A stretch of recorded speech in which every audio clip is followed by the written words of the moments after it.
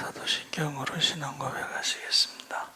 전능하사 천지를 만드신 하나님 아버지를 내가 믿사오며 그 외아들 예수 그리스도를 믿사오니 이는 성령으로 잉태하사 동정녀 마리에 나시고 본디오 빌라도에게 고난을 십자가에 못 박혀 죽으시고 장사한 지 사흘 만에 죽은 자 다시 살아나시며 하늘에 오르사 전능하신 하나님 우편에 앉아 계시다가 저희로서 산 자와 죽은 자를 심판하러 오시리라. 성령을 믿사오며 거룩한 공예와 성도가 서로 교통하는 것과 죄를 사하여 주시는 것과 몸이 다시 사는 것과 영원히 사는 것을 믿사옵나이다. 아멘. 찬송가 446장 찬송하시겠습니다.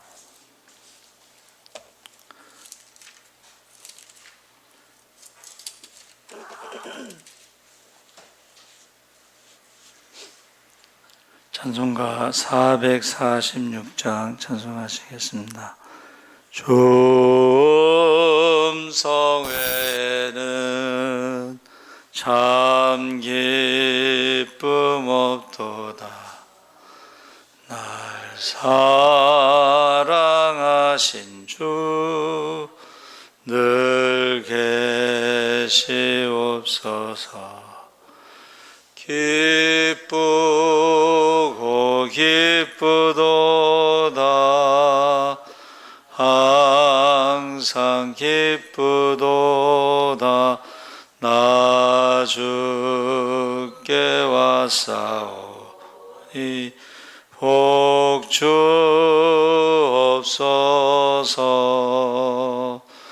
나 주께 왔으니 복 주시옵소서. 주 함께 계시면 큰 시험 이기네. 기쁘고 기쁘도다. 항상 기쁘도다. 나 주께 왔사오니 복 주옵소서. 주 떠나가시면 내 생명 헛되네. 예쁘나 슬플 때 늘 계시옵소서. 기쁘고 기쁘도다. 항상 기쁘도다. 나 주께 왔사오니 복 주옵소서. 그 귀한 언약을 이루어 주시고 주 명령 따를 때 늘 계시옵소서. 기쁘고 기쁘도다. 항상 기쁘도다. 나 주께 왔사오니 복 주옵소서. 아멘. 하나님 말씀 야고보서 3장 13절에서 18절까지 교독하겠습니다. 374쪽에 있습니다.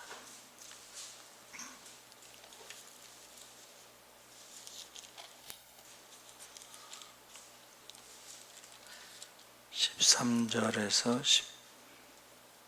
18 8절까지 교독하겠습니다. 너희 중에 지혜와 총명이 있는 자가 누구냐? 그는 선행으로 말미암아 지혜의 온유함으로 그 행함을 보일지니라.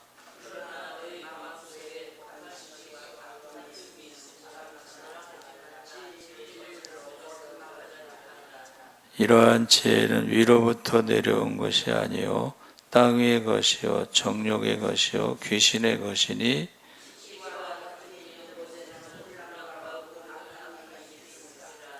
오직 위로부터 난 지혜는 첫째 성결하고 다음에 화평하고 관용하고 양순하며 긍휼과 선한 열매가 가득하고 편견과 거짓이 없나니.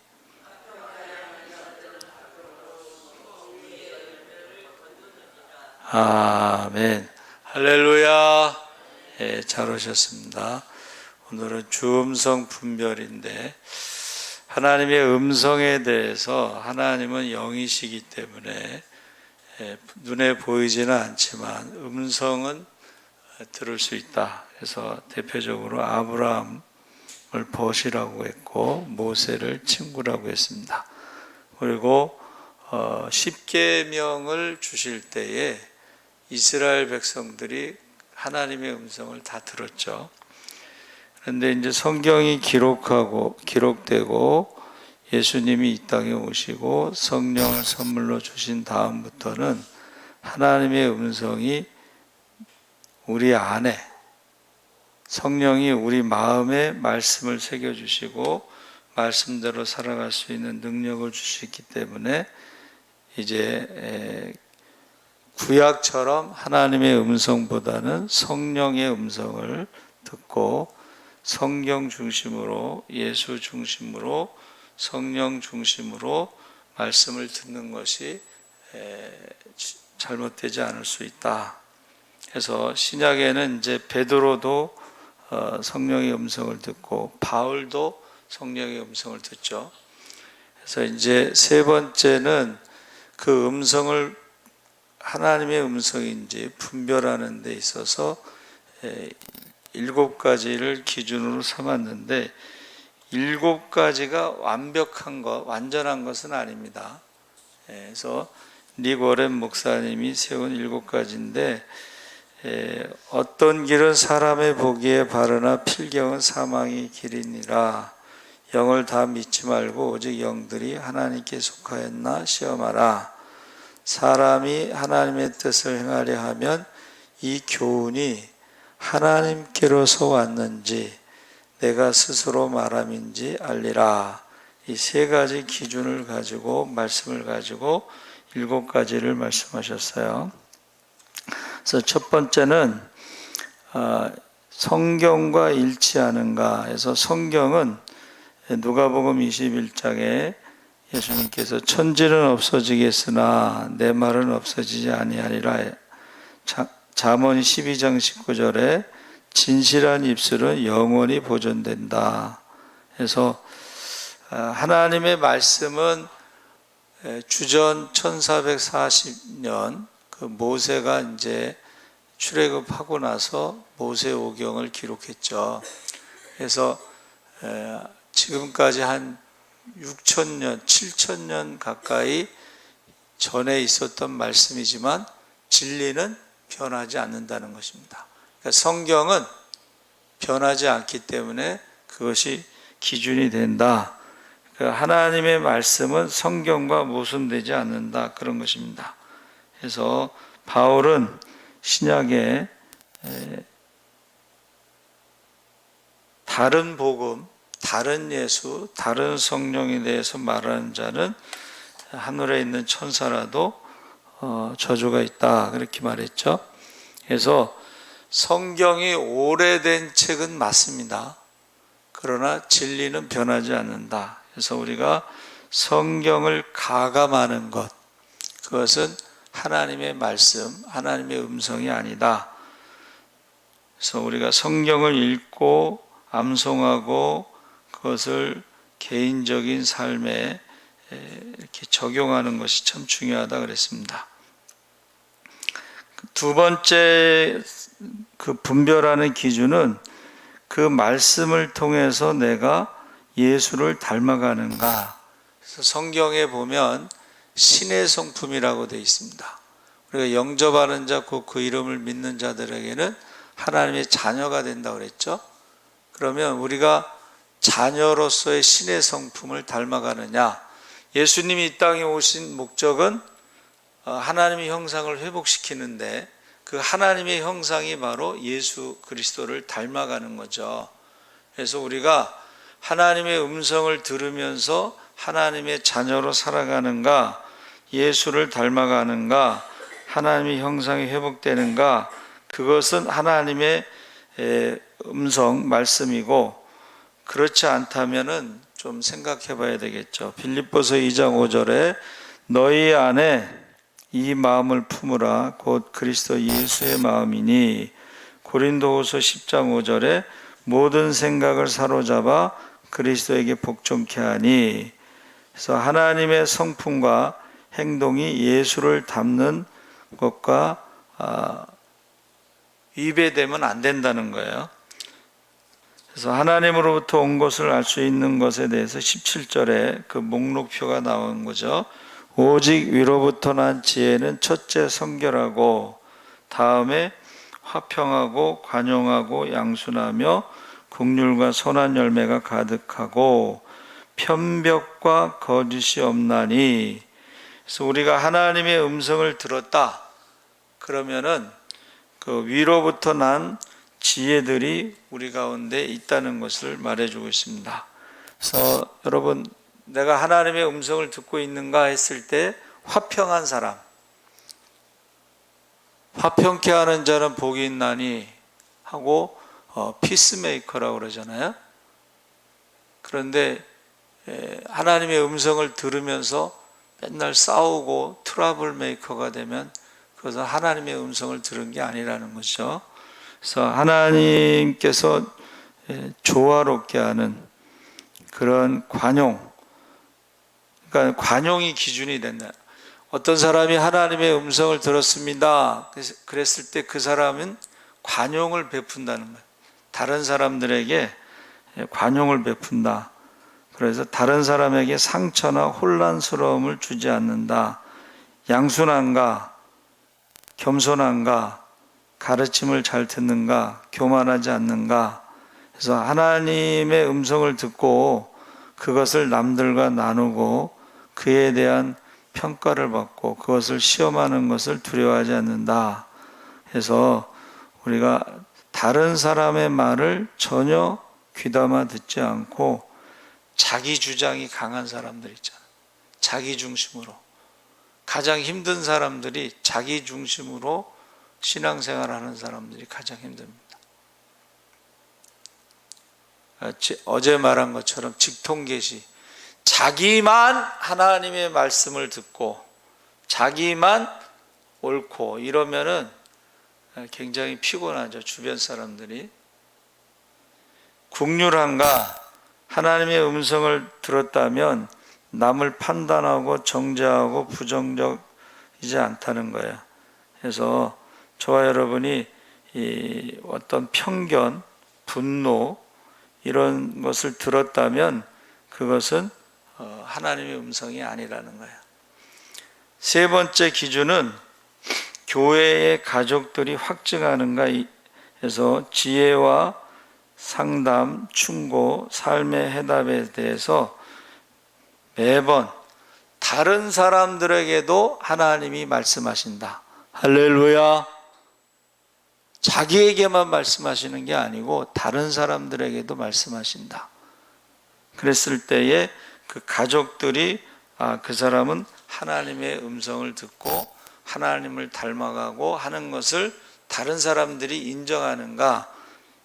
그래서 에베소 3장 10절에 이제 교회로 말미암아 하늘에서 정사와 권세들에게 하나님의 각종 지혜를 알게 하려 하심이니. 해서 다른 사람에게도 하나님의 음성이 들리고 알게 하시기 때문에 그 교회 식구들이 봤을 때 저 사람은 왜 저러지? 그러면 항상 자기 주장만 하고 자기 마음대로 하려고 그러고, 그러면은 그거는 좀 생각해 봐야 된다. 그거는 하나님으로부터 온 게 아니라는 거예요. 그건 마귀로부터 온 것이다 그랬어요. 잠언 11장 14절에 모사가 많으면 평안을 누린다. 이것을 해석을요, 자기가 받을 때 어떤 목사님에게 상담을 했잖아요. 그럼 그 목사님이 자기가 원하는 답을 주지 않으면 또 다른 목사님, 다른 교회, 돌아다니는 사람들이 있어요. 그것은 자기가 원하는 답을 찾는 것이지 하나님의 음성을 듣는 게 아니다. 네 번째는 하나님께서는 당신을 조성하신 것과 일치하게 하신다. 하나님이 우리를 만드신 목적이 있잖아요. 특별한 목적. 각 사람에게 은사도 다르고 믿음도 다르고, 그래서 각 사람에게 맞는 목적이 있어요. 그러니까 주님의 몸된 교회의 지체가 다양하듯이 눈은 눈의 역할을 하는 것이고 입은 입의 역할을 하는 거예요. 그런데 모두가 다 같이 자기처럼, 사람이 눈만 있으면 어떻게 돼? 그럼 괴물이죠. 손만 있어도 귀신, 괴물이 되는 것입니다. 그래서 하나님이 그 사람을 만드신 그 목적이 있다는 거예요. 그 목적에 맞게 우리가 하나님의 음성을 들어야지, 귀가 입의 음성을 들으면 어떻게 되겠어요? 눈이 귀의 음성을 들으면 어떻게 하겠어요? 그 목적에 맞게끔 음성을 듣는다. 다섯 번째는 책임과 관련돼 있다 그랬습니다. 그래서 베드로가 이제 마지막 그 사명을 받을 때 이 친구 요한은 어떻게 되겠습니까? 21장 22절에 그랬더니 예수께서 가라사대 내가 올 때까지 그를 머물게 하고자 할지라도 내게 무슨 상관이냐? 너는 나를 따르라. 이게 무슨 말이에요? 하나님이 그에게 주신 사명대로 그를 인도하실 것이니까 너는 그의 사명에 대해서 알 필요도 없고 너는 너의 사명을 다하면 된다. 로마서 14장 4절에 남의 하인을 판단하는 너는 누구냐? 그 섰는 것이나 넘어지는 것이 제 주인에게 있음에 저가 세움을 받으리니 이는 저를 세우시는 권능이 주께 있음이니라. 그래서 남에 대해서 이러니 저러니 말할 필요가 없다는 거예요. 남의 하인에 대해서. 그래서 각자의 책임이 있어요. 눈은 눈의 책임을 다하면 되고 귀는 귀의 책임을 다하면 되지, 모든 사람이 다 눈처럼, 모든 사람처럼, 모든 사람이 귀처럼, 그러면 그거는 성경과 맞지 않는다. 각자의 책임을 살피면 된다. 자기 일만 잘하면 돼요. 왜냐하면 하나님이 그 사람에게도 말씀하시고 그 사람에게도 책임을 주시고 사명을 주시기 때문에 그렇다는 것입니다. 여섯 번째는 정죄하기보다는 죄를 깨닫게 하신다. 하나님의 음성은 정죄하는 것보다는 죄를 깨닫게 한다. 정죄하는 것은 마귀에게 온다. 죄를 깨닫는 것은 정상 상태에서 벗어남을 바로잡는데, 이 죄를 깨닫게 하는 것은 오래가지 않는다는 거예요. 근데 정죄한다는 것은 의기소침하고 비참하고 죄책감과 수치심을 느끼게 하는 내 목적이 있다. 이건 마귀가 하는 짓이기 때문에 그렇다는 거예요. 그래서 하나님의 음성을 들었는데 이 죄책감이 들었다. 의기소침하고 비참함과 수치심을 느끼게 한다. 이것은 하나님의 음성이 아니라는 거예요. 마귀의 음성이라는 것입니다. 그래서 죄를 깨달은 뒤에 바람직해지도록 도와주는 것이 하나님의 사랑, 정죄 뒤의 동기는 존재를 증오하며 비참하게 만들려는 사탄의 계교.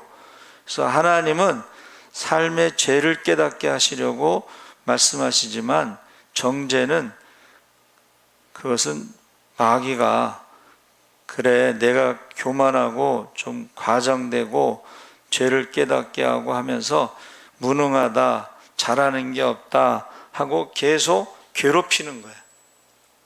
그러니까 우리가 다른 사람을 내가 너를 사랑해서 하는 말인데 이거는 하지 말아야 할 말이라는 거예요. 남이니까 그러지 않는다. 가까운 사이일수록 예의를 갖추라는 거예요. 내 생각에는 이렇다. 그렇게 말을 하는데 그것도 조심하라는 거예요. 내가 말 안 하려고 했는데 하고 하는 말은 안 하는 게 좋다는 거예요. 그 사이가 나빠진다는 것입니다. 그래서 우리가 죄를 고백하게 되면 그것이 사라지지만 정죄의 느낌은 몇 주, 몇 달, 몇 해 계속되고 잘못하면 평생 갈 수도 있습니다. 로마서 8장 1절에 그러므로 이제 그리스도 예수 안에 있는 자에게는 결코 정죄함이 없다. 하나님은 공격하시지 않는다. 넌 가망이 없어, 가치가 없어, 쓰레기야, 사랑받을 자격이 없어. 이것은 하나님으로부터 오는 것이 아닙니다. 7번째는 하나님은 평화를 느낄 수 있도록 하신다.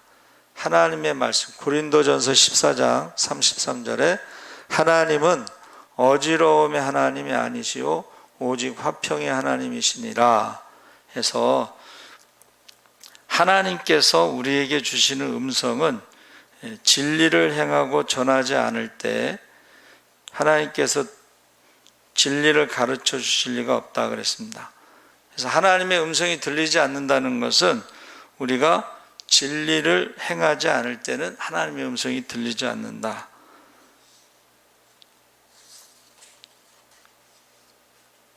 은사 지속론자들이 있는데 은사가 나쁜 것은 아닙니다.